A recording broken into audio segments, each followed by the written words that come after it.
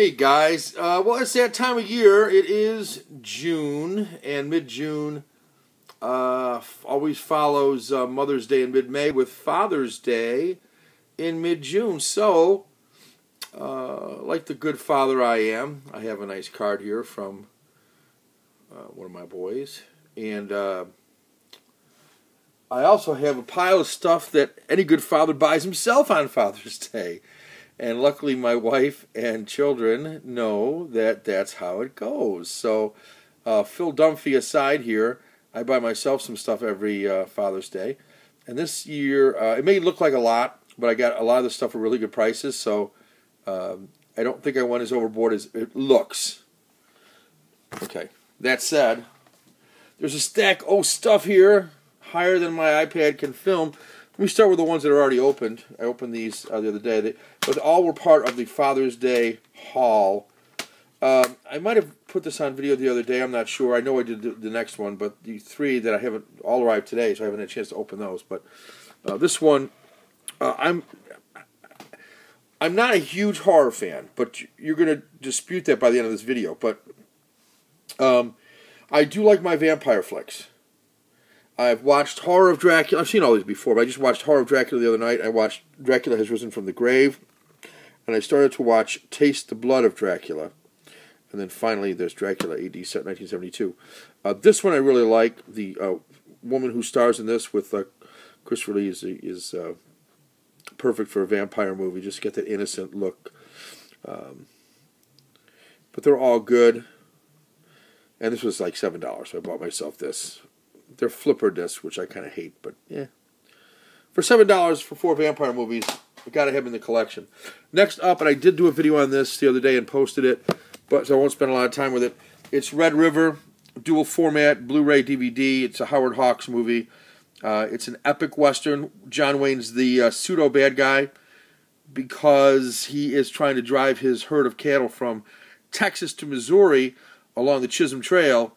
And there's all sorts of problems in the Old West along the trail. You can just imagine what they might be. Not the least of which might be the weather itself. But there's other ones too. It is the Wild West. So you've got all sorts of folks that might want to rustle your cattle. You've got maybe problems with your help. It takes a lot of people to move a herd. And John Wayne has his own brand of justice, to say the least. So that's Red River. Criterion, Spine 709. Great extras, as they always are with the Criterion edition. It's a 2-hour movie. It is from 1948. It's an oldie but a goodie. I highly recommend Red River. If you have the means, I recommend you pick it up. As Ferris Bueller would say. Right, those two I've showed before. The next three are I have not opened yet. I don't know which is which. I know what everything is, of course. So let me start with this one. I know what this one is, just by the shape of it. So 2 of these are DVD sets. Not Blu-ray, but DVD.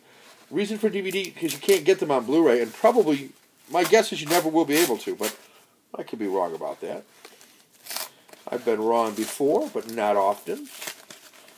Okay, here's this. Yeah, this is hard to find. At least I've had trouble finding this in retail stores. I bought this from Amazon. Looks to be in nice shape. It's made the journey well. Huge fan of the DVD. Now I'll have the CDs. And I'll be able to listen to these. And it is the 25th anniversary of the Rock and Roll Hall of Fame concerts. For my money, the greatest concert that's ever been recorded. Just the versions of the songs that were done, the artists that they chose to play at this. You've got Crosby, Stills, Nash, no Young, doing Woodstock and Almost Cut My Hair. Bonnie Raitt comes on to join them to do Love Has No Pride. Then James Taylor comes on and does Mexico. Love the One You're With. Jackson Browne is The Pretender. I mean, it's just, Paul Simon does a bunch of stuff. Does an amazing Here Comes the Sun tribute to George Harrison. Little Anthony and the Imperials come out and kill it. The 2 people in the world. Then Simon and Garfunkel reunite once again for The Sound of Silence. Mrs. Robinson. The Boxer, and Bridge Over Troubled Water.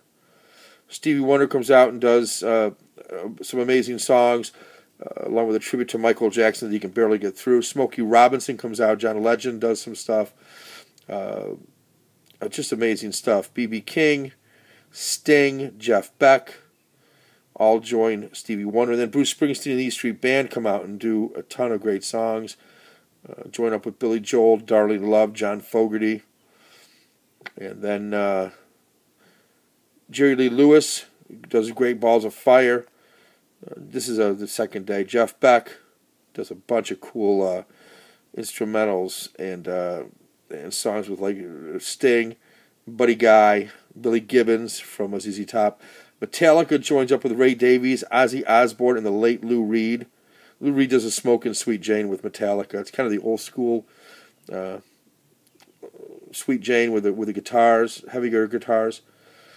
And then you've got U2 doing some great songs with Mick Jagger and the Black Eyed Peas, including Fergie and Will I Am. Patti Smith comes on and with Bruce Springsteen and does Because the Night. They both made that song famous. Springsteen wrote it and she had a hit with it. Well, there it is. Really excited for it. The Rock and Roll Hall of Fame's concerts on CD, but we're looking for it all over. Finally just had to get it off of Amazon. I couldn't find it in person anywhere, so really psyched for that one. Okay. As you could probably tell. Next up, this one's heavy. Yeah, they're both heavy. I'm going to go with this one for the white one first. Let's grip it and rip it. Rip's easy enough, I suppose. Enough for me to open it, I think. Trusty scissors here to help me finish the job since the rip didn't quite get the whole thing. Which one is this one? It's heavy, I'll tell you that. It's a big set. Thank you, Aaron Pym, for your video recently on some stuff that you had that were must-have DVDs. I tended to agree with you, and so here I am. Yeah, the 2008 75th anniversary collector's edition with over 1,900 minutes on 12 discs plus a ton of extras. Here is the 75th anniversary edition of The Lone Ranger. Oh, this is classic stuff, guys. The Lone Ranger is a classic television show. I used to get up in the morning and watch this getting ready for school as a kid. It was filmed back in probably the 40s and 50s, if I remember right. We'll do the math on the 75th anniversary. I'm too tired. And you'll see where this was popular. And for my money, there's no other Lone Ranger but this Lone Ranger. And so you've got, on the back, you've got the complete first and second seasons of The Lone Ranger, 78 episodes. You've got 3 episodes from the 1960s cartoon, the classic Lassie episode featuring the Lone Ranger, and the original radio broadcast from 1950. So this had to be a 50s, probably, show, I guess. An 88-page commemorative book. I look forward to that. Complete episode guide, rare comic book and photo reprints, and some limited edition collectibles at the bottom there. This is just a really sweet set. I'm not going to tell you what I paid for it on eBay, but it's brand new. I'm going to make sure it's not a bootleg, but it sure don't look like one to me. Looks like a very high quality deal on the Lone Ranger. So yeah, I may swing by and open this, but let me talk about the Lone Ranger for a minute. The Lone Ranger, and there was a movie that came out with Johnny Depp in it recently, but the Lone Ranger was the story of a Texas Ranger who was the only survivor of an ambush against his group. And then he dons the mask to protect his identity and goes off. And you never really see him without the mask, by the way. Well, you do, but he's always in a disguise. He'll be like an old-timer. He'll be, like a beard and stuff. He'll have glasses on. You never see, as far as I know, I don't ever remember seeing his face without the mask, other than in some sort of disguise. So that's kind of cool. And then, of course, you've got Tonto, his Indian sidekick. And I can't remember how he hooks up with Tonto. Maybe that And maybe that the Navajos, whatever branch of, or whatever group of American Indians Tonto's with, maybe they heal the Lone Ranger, because I think he gets wounded. And of course, they call him Kemosabe, or at least Tonto does. I don't remember what that stands for, but I'm sure I can look it up. Anyway, the 75th anniversary collector's edition of the Lone Ranger. Man, isn't that sweet? Really happy for this one. And leave that back there. Really happy to have that. And the last one that I got for my... There's one more on the way, too. Also, another recommendation of Aaron's. And this one was, too. I forgot about this next show. Until Aaron showed it in his must-have DVDs. I'm like, wow, I forgot about that show. I watched that show years ago.